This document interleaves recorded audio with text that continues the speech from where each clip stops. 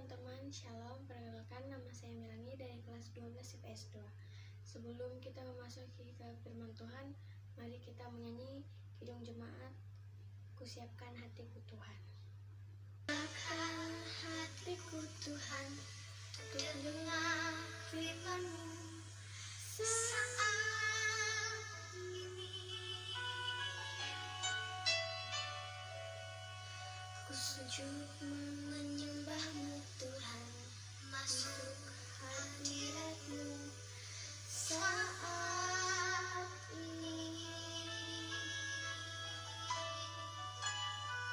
Curahkan urapan-Mu Tuhan bagi jemaat-Mu saat ini. Ku siapkan hatiku Tuhan, untuk dengar firman-Mu.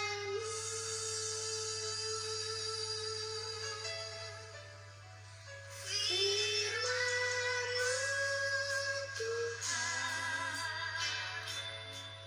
tiada berubah.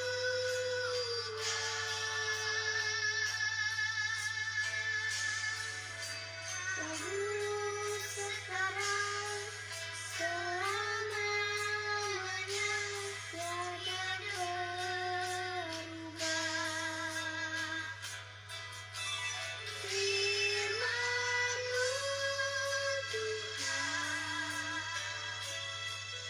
penerang hidupku. Ku siapkan hatiku Tuhan, untuk dengar firman-Mu. Mari kita bersatu dalam doa.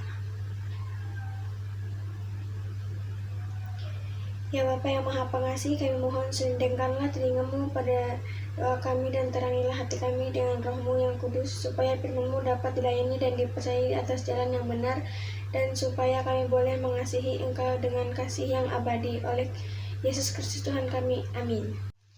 Pembacaan Alkitab kita pada hari ini terambil dari Yeremia 29 ayat 1 dengan perikop surat kiriman kepada orang-orang buangan di Babel. Demikian bunyinya.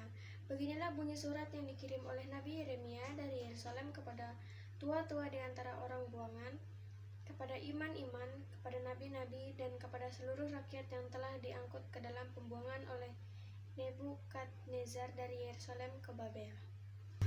Nah, teman-teman, di sini kita membahas tentang jatuh bangun. Jatuh, down, terpuruk, bergumul.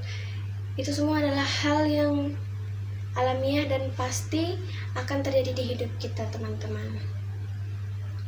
Kita punya kesempatan untuk nyicipin hal itu di dalam hidup kita, seperti nilai hujan anjlok, ribut besar dengan orang tua, dengan orang terkasih, pengalaman gagal, dan lain-lain sebagainya. Semua peristiwa mungkin di situ kita merasa jatuh, yaitu sudah biasa sekali terjadi, akan tetapi bangkit bangun kembali dari kejatuhan ini benar-benar pilihan yang bisa kita ambil, dan sayangnya bisa juga kita nggak ambil dan nggak memilih hal itu, tetap berkubang di kejatuhan itu. Saya membaca satu biografi seseorang di sepanjang perjalanan hidupnya dari 18 peristiwa yang dicatat dalam buku, hanya 3 kali dia tahu apa itu artinya sukses. Sedangkan 15 kalinya sisanya jatuh. Sudah bisa ketebak orangnya siapa, teman-teman? Ini dia orangnya. Sewaktu saya membaca perikop kita hari ini, saya tertarik sekali dengan ayat 5-7 dan langsung membuat saya bertanya-tanya. Yeremia 29 ayat 5-7 saya bacakan.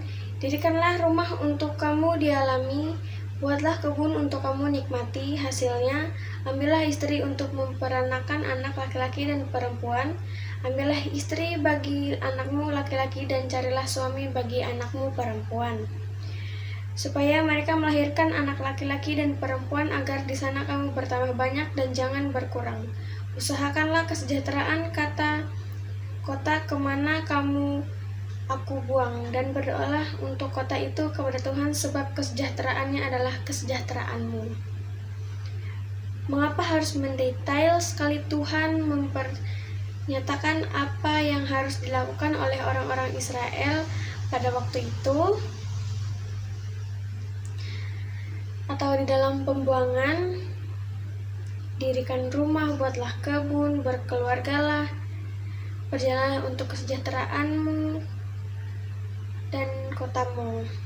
Gak perlu sebenarnya diomongin deh oleh Tuhan, sebab bukanlah hal-hal itu adalah sesuatu yang memang harus mereka lakukan. Bayangin aja kalau mereka tidak melakukan hal itu, apa jadinya? Jadi kenapa harus dirinci? Kenapa harus diingatkan selalu oleh Tuhan bagi Israel waktu itu? Apakah karena ada kemungkinan orang-orang Israel yang ada dalam pembangunan di negeri ini asing atau Babel?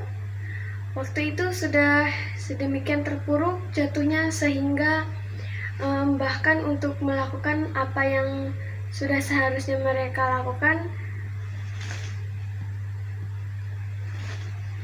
bahkan untuk hal itu mereka sudah tak ada lagi semangat untuk mengerjakannya.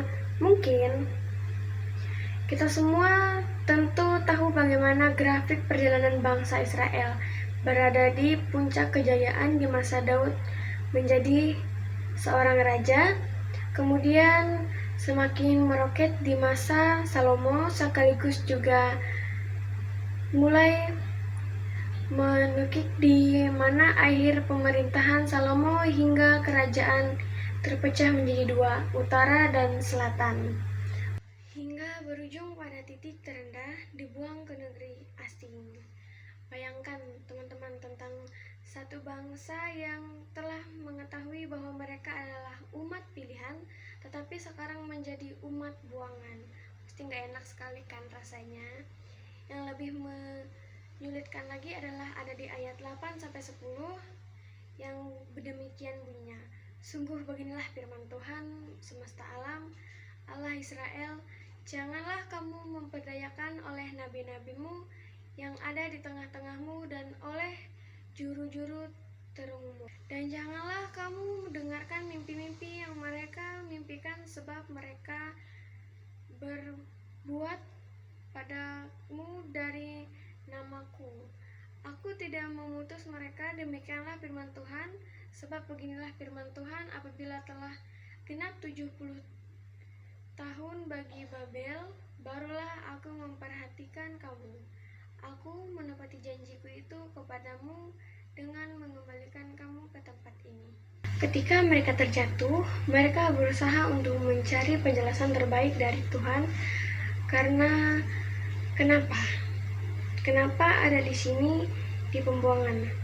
Sampai kapan Tuhan kami engkau buang begini? Katanya, kalau kita menjadi salah satu orang Israel, apa ada di sana waktu itu? Kalau kita menjadi salah satu orang Israel yang ada di sana waktu itu, kita akan memilih yang mana? Di 2 tahun ada di pembuangan atau 70 tahun harus ada di negeri asing sebagai orang buangan? Bacalah Yeremia 28 ayat 10 dan kemudian bandingkanlah dengan Yeremia 29 ayat 10. Teman-teman, tiba saatnya kita memasuki doa penutup. Mari kita berdoa. Kami bersyukur atas kasih-Mu yang melimpah, yang telah memperbaharui iman kami dan memberikan kekuatan dalam hidup ini. Kami mohon ampun atas segala dosa yang telah kami perbuat, baik disengaja atau tidak. Dalam nama Yesus, haleluya, amin.